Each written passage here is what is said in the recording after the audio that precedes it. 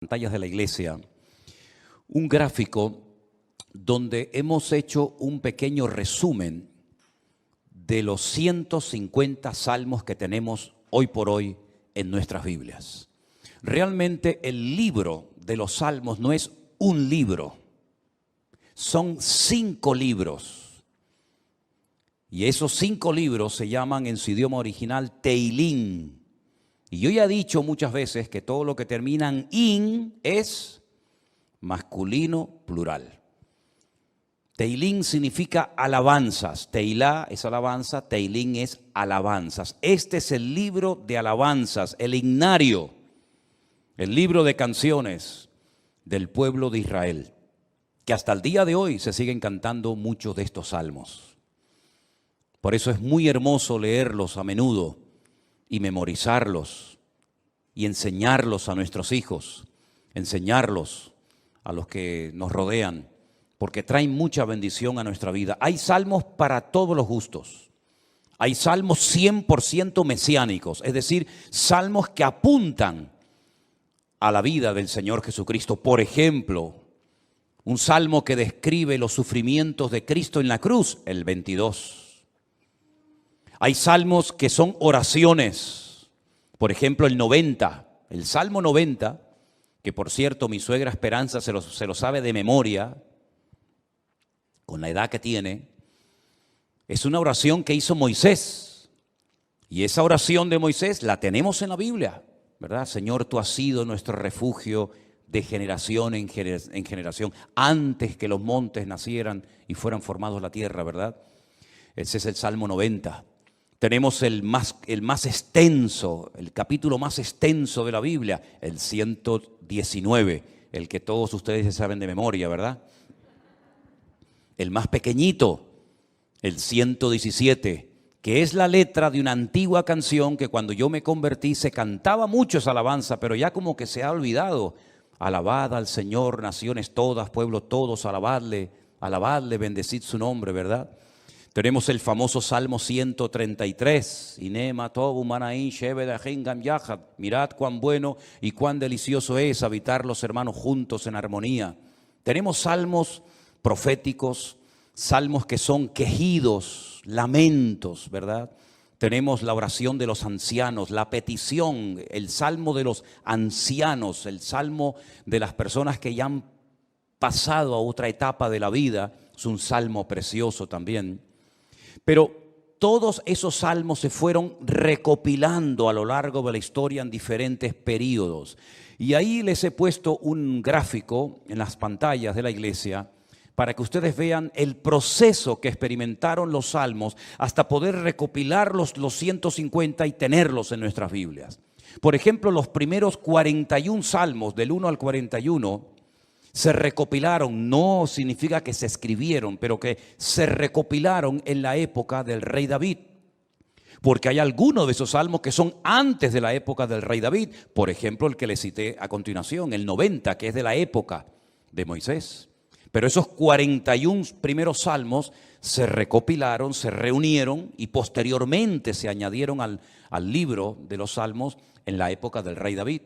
Otros salmos, por ejemplo, del 42 al 72 y del 73 al 89, se recopilaron en los tiempos de esos 2 grandes reyes de Judá, los reyes del sur.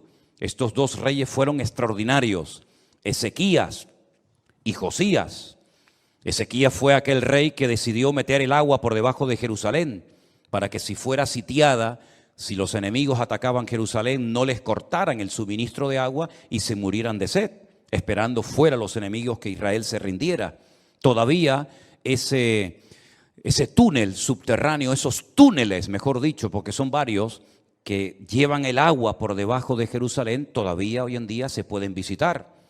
Son los túneles que conectan la antigua ciudad de Jerusalén con el famoso estanque de Siloé. Y uno de ellos todavía recoge agua de lluvia y se puede pasar por él, incluso mojándose, el otro no. Y el rey Josías fue un rey muy utilizado, un hombre, un instrumento tremendo en las manos del Señor. Fue aquel rey que, cuando le dijeron hemos descubierto el libro de la Torá, el libro de la ley en el templo que estaba abandonado, hace una serie de reformas extraordinarias que hacía muchísimo tiempo que Israel las necesitaba. Luego tenemos, por ejemplo, del Salmo 90 al Salmo 106 y también del 107 al último, al 150, tenemos esos salmos que se recopilaron en el tiempo de Esdras, el sacerdote, y de Nehemías, aquel copero, ¿se acuerdan? Que vivían en el palacio del rey y que es el instrumento que Dios utiliza para la restauración física, la restauración de los muros y también del templo de Jerusalén. Y Esdras fue el instrumento para la restauración espiritual del pueblo. Porque una cosa es que tú seas restaurado en tu economía, en lo natural, sea economía, sea salud, sea familia, que está bien, Dios también está interesado en restaurar esas áreas de tu vida. Y otra cosa muy distinta es la restauración espiritual de una vida. Tú puedes ser restaurado, digamos, en tu economía, pero no significa de que hayas sido restaurado en lo espiritual.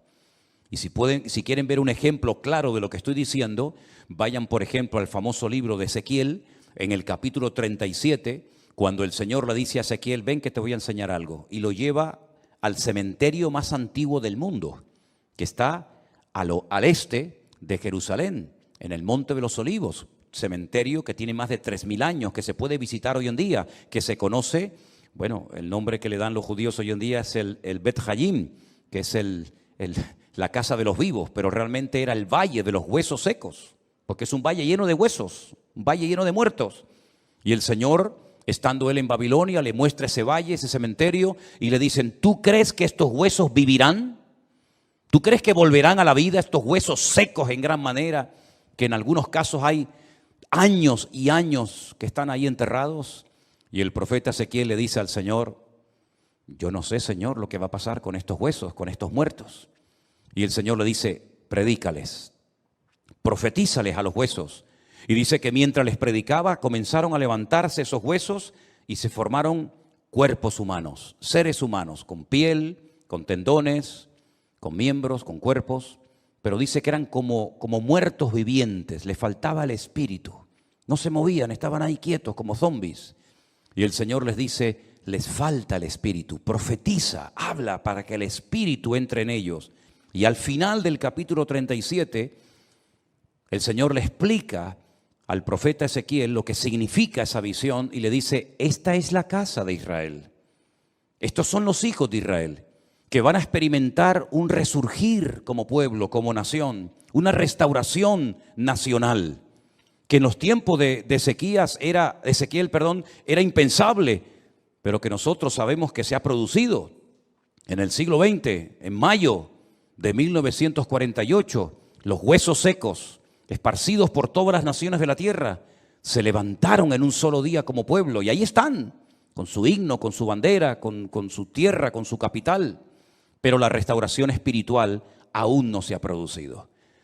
Todavía falta la restauración más importante del pueblo de Israel, y es la restauración espiritual que se va a producir cuando ellos reconozcan a Yeshua HaMashiach como el verdadero Mesías, Mesías que traspasaron, Mesías que rechazaron, pero que verán algún día que era el verdadero Mesías.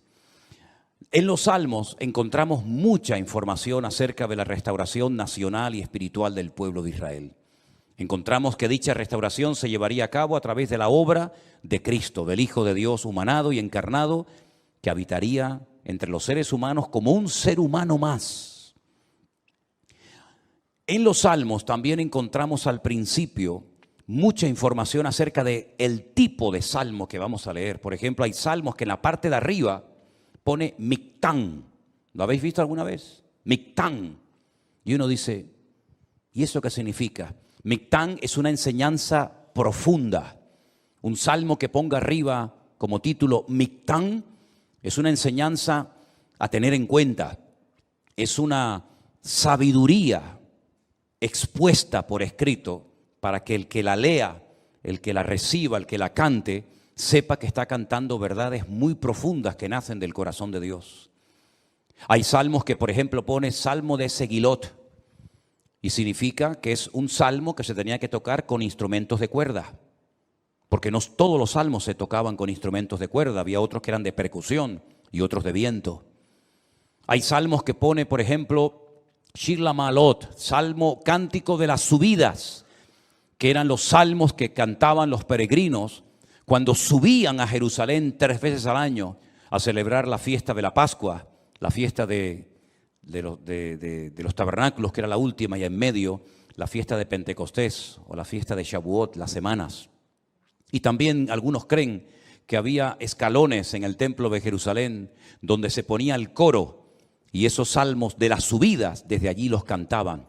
Pero en este salmo, si ustedes lo pudieran ver en hebreo, al principio pone mitzmor, y la palabra mitzmor significa que es un salmo que hay que cantarlo.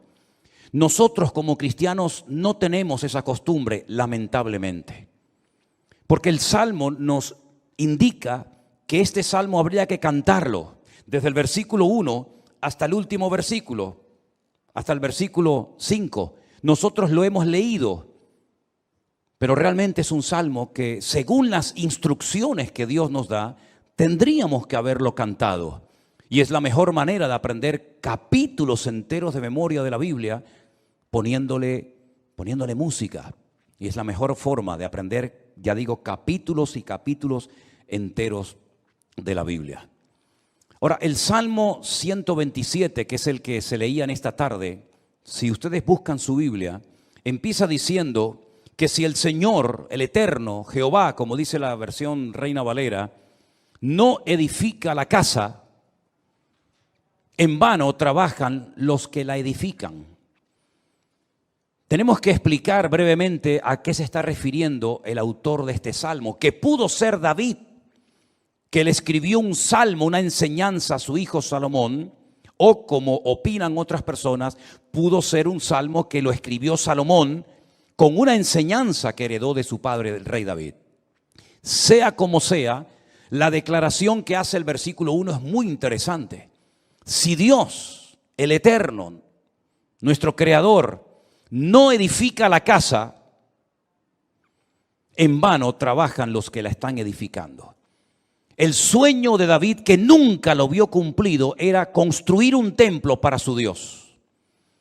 Dios nunca le dijo a David que lo hiciera, pero nació en el corazón de David el anhelo, el deseo de tener una casa, un templo, sobre todo para que el arca de la alianza, que tenemos ahí en la entrada de la iglesia como una réplica, para que ustedes pudieran ver el tamaño original que tenía el arca de la alianza en aquellos tiempos, en vez de estar debajo de una lona, debajo de una tienda de campaña, pudiera estar en un templo bonito, grande, bien decorado, espacioso, etcétera, etcétera.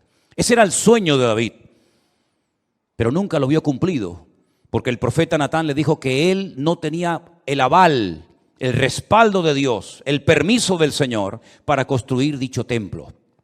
Ese templo solamente podía ser levantado en un lugar, no podía ser levantado en cualquier parte, sino encima de lo alto de un monte llamado el monte Moriah. Es una palabra compuesta, el lugar donde Dios me enseña. Moriah viene de maestro, Moré, Morá, Morim, Morot. Y Yad es el diminutivo del nombre de Dios, el monte donde Dios es mi maestro, el monte donde Dios me enseña y me instruye, ¿verdad? En ese monte vivía un señor llamado Arauna, que era un jebuseo, los antiguos habitantes de Jerusalén. Y allí sube el rey David, y entonces dice la Biblia que allí ofrece un sacrificio, cuando había muerte por todas partes, por un pecado que, como bien saben ustedes, el rey David había cometido. Allí él presenta un sacrificio en el mismo monte y en el mismo lugar donde tiempo atrás el famoso patriarca Abraham, el amigo de Dios, había subido con su hijo Isaac para sacrificarlo sobre un altar, pero el Señor lo detuvo y le dijo: no lo hagas. Todavía ese altar, esa roca enorme que es tan grande como esta plataforma o más, todavía está allí. Y los judíos consideran que desde allí fue donde Dios creó el mundo, el ombligo, el centro geográfico de la tierra bíblica. Pues en ese lugar Salomón, su hijo, iba a construir el primer templo de la historia para Dios. Ellos tenían que partir de la base de que el Dios de ellos era tan grande, tan inmenso, que era imposible meterlo dentro de un templo. Es totalmente imposible meter a Dios, limitar a Dios dentro de un cubículo, dentro de un edificio, porque ya el Señor le había dicho a David que el cielo es su trono y la tierra es el estrado de sus pies. ¿Qué templo me van a hacer ustedes para mí? Los romanos se reían de los judíos cuando llegaron a Israel y decían: ustedes están locos, porque ustedes tienen un templo enorme, precioso, pero vacío. ¿Dónde están vuestros dioses? ¿Dónde están vuestras divinidades? Los griegos, los romanos y todas las culturas habidas y por haber levantaban templos, pero luego los llenaban de ídolos. Apolos, Afrodita, ¿verdad? Cibeles, Ares y tantos dioses. Pero los judíos nunca pusieron una figura de Dios, porque al Señor tu Dios adorarás y a Él solo servirás. Y en los famosos 10 mandamientos, el Señor prohibía la fabricación de imágenes de talla. Por lo tanto, era un templo vacío, pero en lo más recóndito, en lo más oculto del templo, estaba un lugar que nosotros lo llamamos el lugar santísimo, donde estaba el arca de la alianza. Y Salomón iba a poder construir ese templo con la ayuda de miles y miles de personas.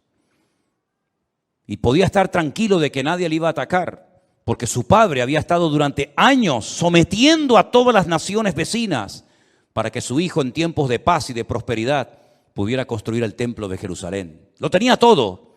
El padre le dio los planos. El padre le escribió 77 letras de canciones que las tenemos en la Biblia, los famosos salmos de David, para que pudieran cantar.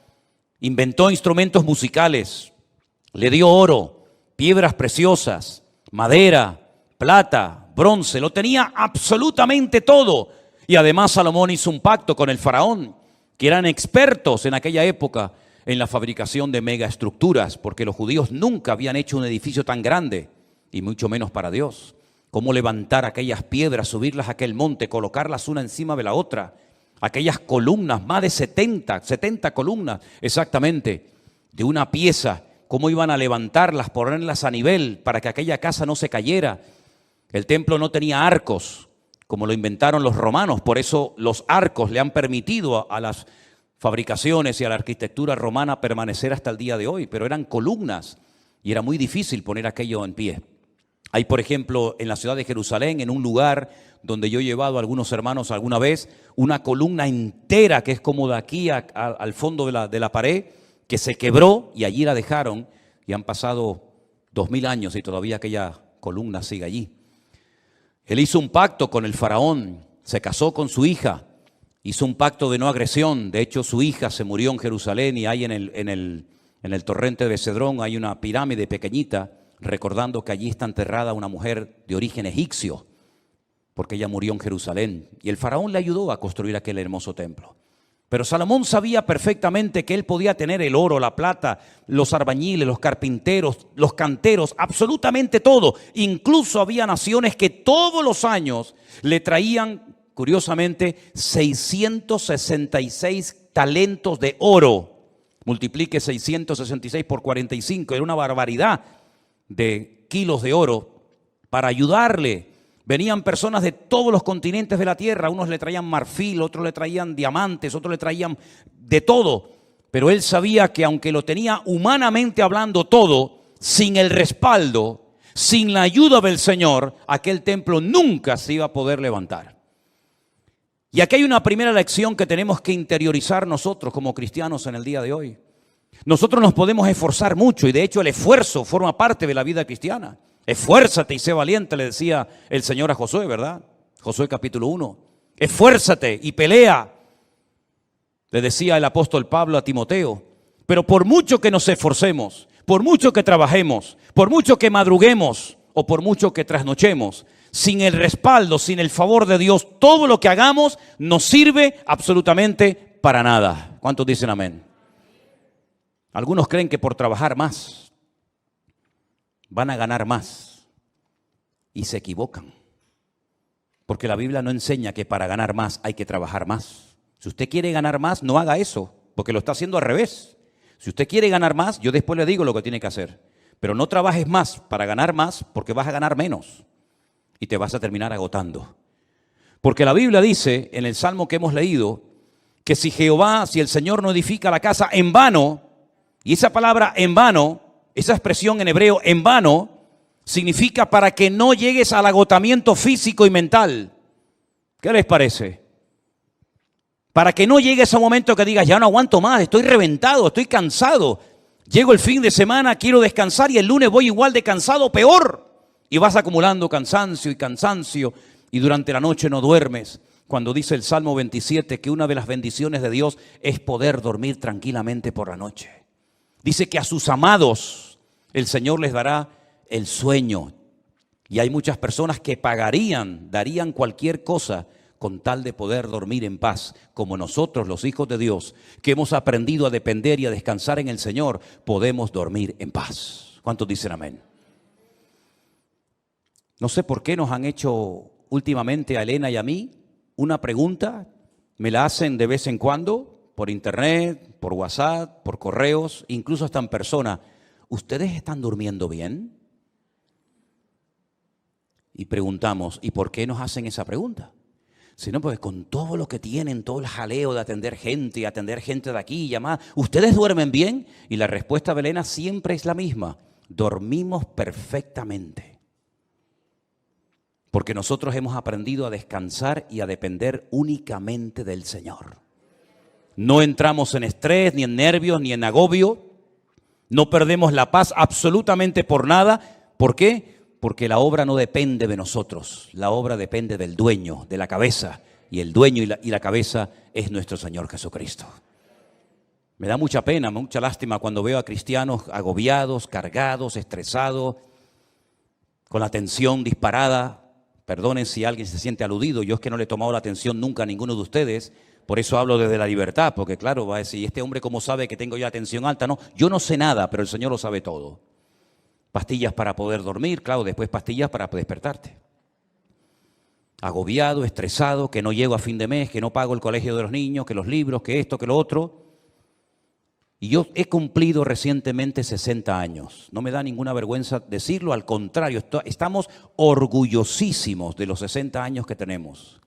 Y de esos 60 años, que parecen mucho, pero a la hora de la verdad no son tantos, de esos 60 años, 40 los he dedicado a servir única y exclusivamente al Señor. Es decir, no me he dedicado en otra cosa los últimos 40 años de mi vida más que a servir al Señor. Con iglesias pequeñas, con iglesias grandes, con escasez, con abundancia, con mucha gente, con poca gente o con ninguna gente. Y en estos últimos 40 años, si algo hemos aprendido, sobre todo en este último año, es que Dios es galardonador de los que le buscan. Y cuando más difícil estaba todo, y cuando humanamente hablando era imposible que esto siguiera adelante, el Señor sin manos nos dio una cachetada de amor, mostrándonos y enseñándonos que Él es el que edifica su casa y su obra, y no nosotros. A mí me llama mucho la atención que este verbo, edificar, es exactamente el mismo que emplea el Señor Jesucristo cuando hace referencia a lo que Él iba a hacer. Edificaré mi iglesia. Su padre en Génesis capítulo 1 nunca empleó el verbo baná o boné, que es construir, sino el verbo bará, que se parece, pero no tiene nada que ver una cosa con otra. Bará es un verbo que solamente aparece en la obra creadora de Dios. Cuando dice la Biblia que en el principio creó, ese verbo creó es bará y significa crear de la nada. Este púlpito está hecho de un material llamado metacrilato. Lo mandamos a hacer hace 20 años. El que lo hizo, porque este no se ha perdido ningún culto desde que estamos aquí, Este ha estado todos los cultos, todas las reuniones de jóvenes, todos los cultos de jueves, todos los cultos de domingo.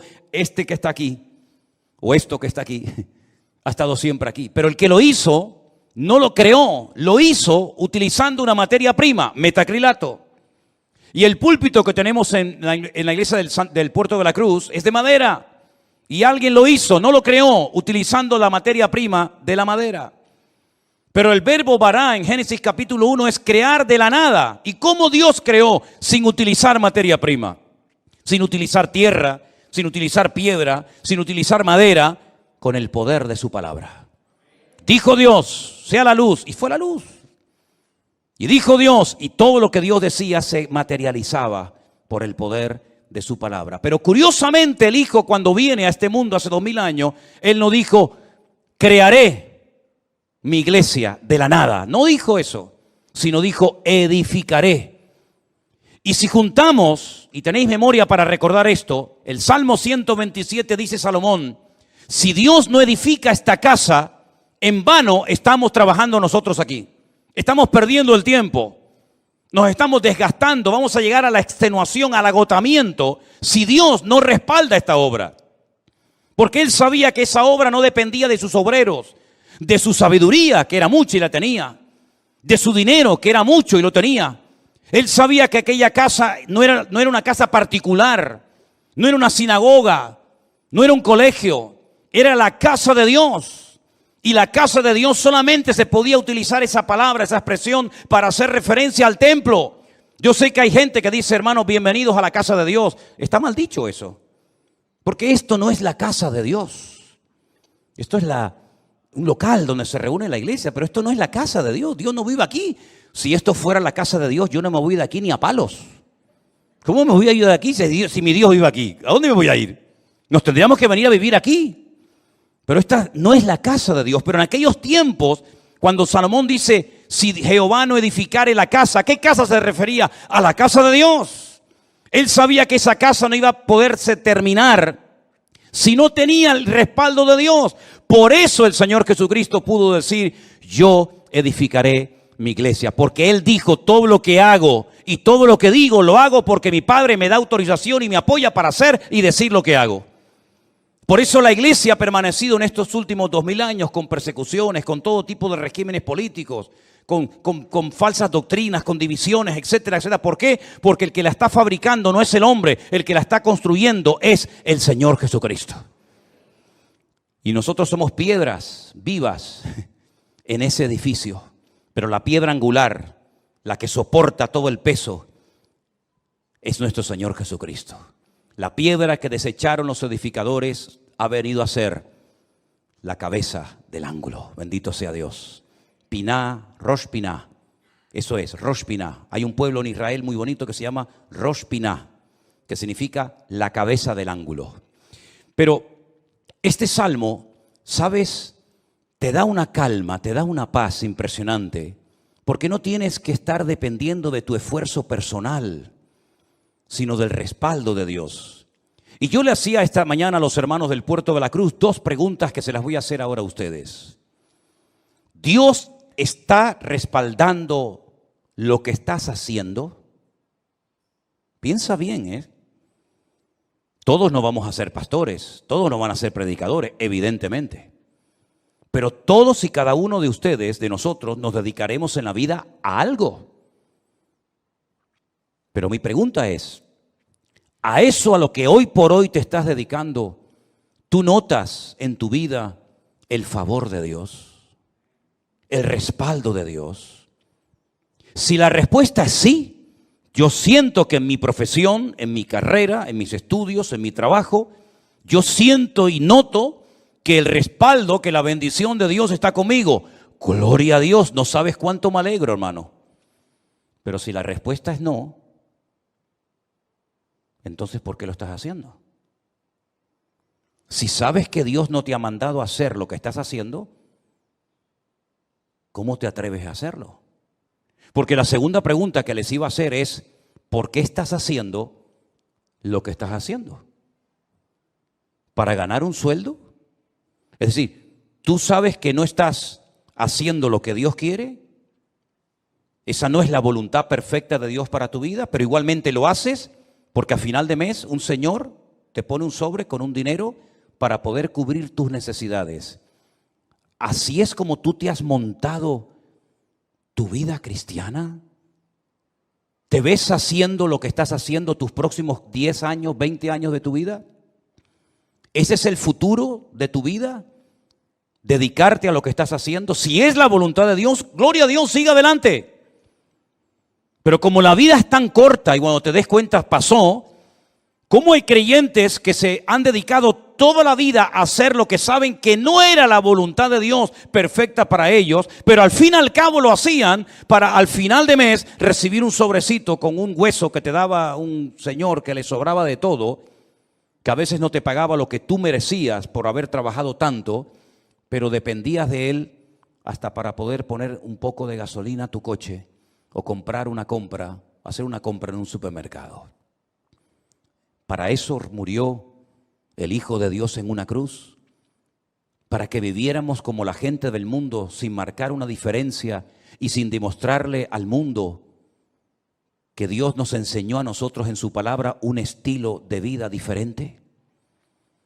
Yo te voy a confesar algo que probablemente es la primera vez en mi vida que voy a decir en público. Yo no sé si en algún momento, en alguna iglesia, en alguna predicación, desde los 19 años que estoy sirviendo al Señor, yo he dicho alguna vez esto que voy a decir ahora. Esto sería como dicen en televisión, esto es una primicia. ¿Tú sabes cuál era la preocupación, la gran pregunta que yo tenía en el tercer año de escuela bíblica, de seminario, cuando yo estaba a punto de salir? ¿Sabes cuál era mi pregunta? ¿De qué voy a vivir? Porque yo no quería volver a la casa de mis padres. Porque yo le había dicho a mi padre que el Señor me había llamado. Y cuando él me preguntaba, ¿de qué vas a vivir? No había iglesias por ninguna parte. Hoy en día hay iglesias por todas partes. Pero en aquellos años, hace 40 años, no había iglesias prácticamente por ninguna parte. Eran contadas con los dedos de una mano las iglesias que, por ejemplo, había en Tenerife. Muchas de las iglesias que ustedes conocen o han visitado, o a lo mejor han estado, no existían. Las iglesias eran de 10, 15 personas, había muy poca gente, un culto de jóvenes con 5, 6 jóvenes, era un avivamiento. No había prácticamente nada y la pregunta que yo tenía en aquellos años era, ¿de qué voy a vivir? Porque no quiero volver otra vez a vivir en la casa de mis padres, porque sería entonces darle la razón al viejo de que me equivoqué y al fin y al cabo tengo que volver a vivir con ellos hasta para poder comprarme un par de zapatos. Pero casi la última semana de estudiar en aquella escuela bíblica en Las Palmas, en un piso allí cerca de las playas de las canteras, llegó un misionero, como eso ya les he contado en otras ocasiones, y me pidió que viniera aquí a Tenerife a echarle una mano en la obra. Y desde ese día, el 31 de mayo me gradué, mayo tiene, desde el 1 de junio de 1981, ¿qué día es hoy? ¿Cuál? 31 de octubre, fíjate. Desde el 1 de junio de 1981 hasta el 31 de octubre del 2021, yo no he hecho otra cosa en mi vida más que servir al Señor. Me pude casar, pudimos viajar, hemos fundado iglesias en algunos lugares y estamos disfrutando de la obra del Señor como nunca jamás en la vida habíamos soñado. Sabemos lo que es estar sentado en una cama con una libreta, con una calculadora, sacando los gastos del mes y diciendo, no llegamos, no llegamos, no llegamos. Pero también sabemos lo que es, el Señor es mi pastor y nada me faltará. Hemos aprendido a vivir en escasez como no te imaginas. Y hemos aprendido a vivir en abundancia, hemos aprendido a dormir en cualquier lugar, porque el Señor nos ha mostrado de que cuando una persona es capaz de hacer un mínimo gesto por el Señor respalda y bendice la vida de esa persona. Y tengo un temor tremendo en mi corazón por toda la manera como el Señor nos está bendiciendo y abriendo puertas en todas partes. Porque sabemos perfectamente que no es por nuestros méritos, no es por nuestros méritos. Quiero decirles que cuando muchos de ustedes vinieron a esta iglesia, nosotros ya hacía años que estábamos aquí. Hacía años que estábamos en este lugar. Y el Señor ha ido edificando poco a poco su obra. Y hoy en día podemos hablar para la gloria del Señor de miles y miles de personas que en todas partes del mundo muchos de ellos han conocido al Señor Jesucristo como su Señor y Salvador personal en este último tiempo. Anoche tenía una reunión por Zoom con todos los hombres de la iglesia virtual del grupo número 2, gente con más de 80 años, dándole gracias al Señor porque en la recta final de su vida, como ellos mismos decían, han conocido el Evangelio del Señor Jesucristo y tienen un hambre por conocer más y más de la palabra, que a mí realmente me deja sorprendido todo lo que el Señor está haciendo. Yo quiero decirles a todos y a cada uno de ustedes que yo también tuve tu edad y estuvimos dispuestos cuando éramos jóvenes, recién casados con 21 años, a pagar un precio. Y nos llamaron locos. Los pastores nos reunían de vez en cuando y nos decían: estáis locos. ¿Cómo sois capaces de ir con una niña pequeña como era Priscila en aquellos años a un país tan lejos, sin conocer prácticamente a nadie, a vivir por fe? Pero cuando el Señor edifica su obra y cuando el Señor respalda su obra, no hay impedimento que pueda frenar la vida de un hijo y de una hija de Dios. Y yo quiero desafiarte a que tú pierdas el miedo, porque si de algo a mí me ha servido el Salmo 127 es a perder el miedo. Si Anderson, que está conectado al liderazgo y a los coordinadores de la iglesia virtual número 1, les hablara acerca de lo que cuesta, del presupuesto enorme que cuesta el hacer todas las actividades, nos quedaríamos con la boca abierta.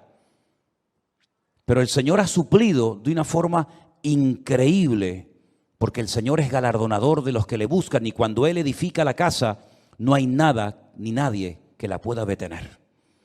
Fíjate que en el Salmo 121, si te das cuenta, habla de la casa de Dios, es decir, lo principal, la obra de Dios, nada ni nadie la va a detener. Pero en segundo lugar, habla de la ciudad.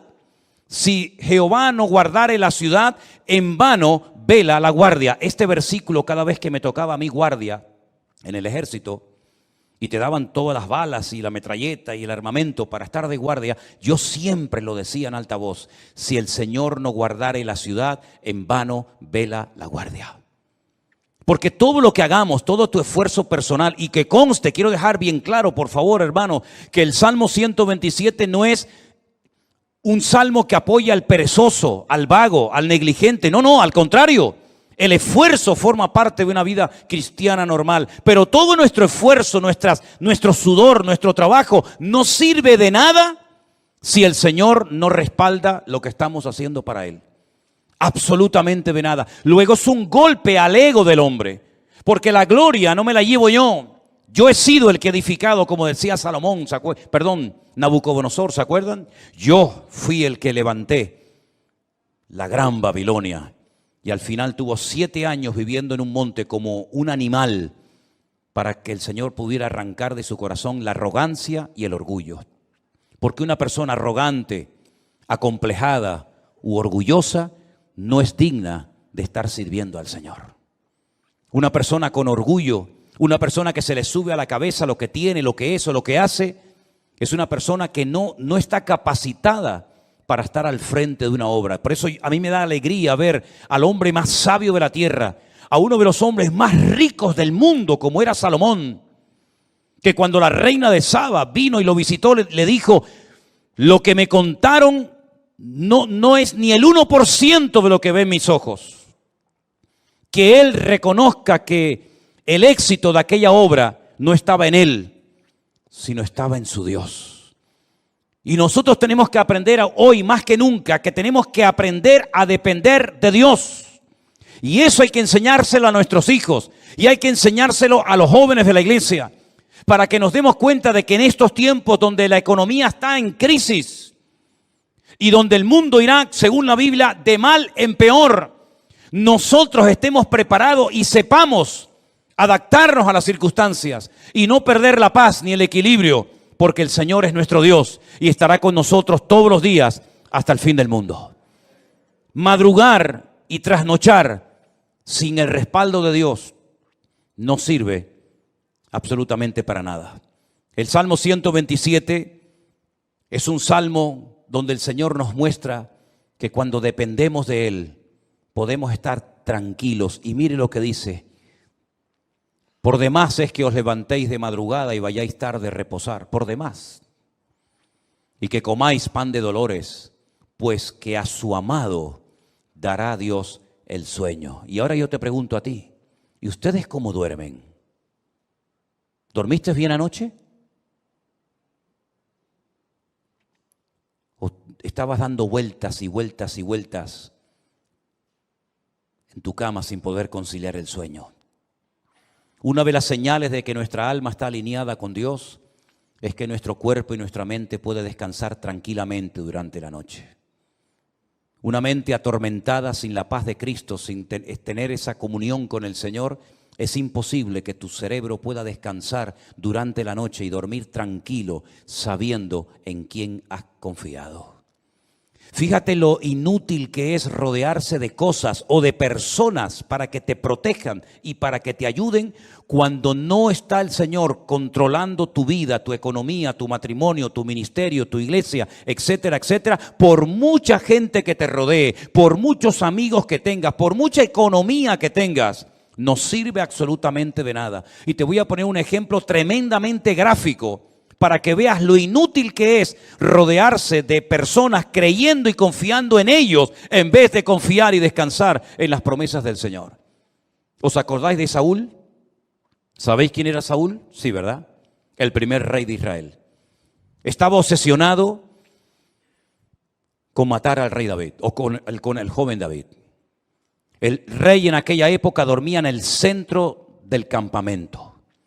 Se hacían círculos concéntricos de soldados alrededor del rey, de tal manera que si saltabas uno de esos círculos de protección, automáticamente en el segundo caías. Es como en las cárceles. ¿Veis que hay como un muro alambrado que si logras saltarlo, te encuentras a continuación otro y te quedas entre muro y muro, ¿verdad?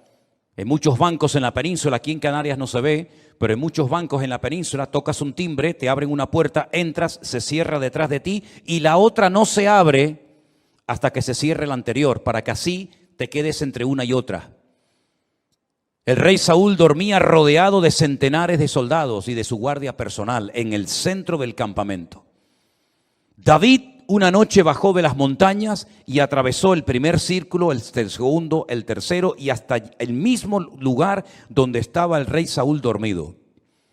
Cogió la lanza del rey Saúl, subió a lo alto de una montaña y cuando estaba lejos comenzó a gritar: ¡Abner! ¡Abner!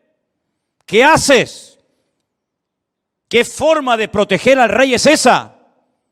Mira lo que tengo en la mano. He llegado hasta la misma presencia del rey Saúl, al que supuestamente tú tienes que estar cuidando. Te has quedado dormido. No has cumplido con tu deber. Y ahí hay un ejemplo gráfico de cómo un rey rodeado de cientos de soldados que se quedan dormidos, ahora puedes entender lo que dice el Salmo 127. Si el Señor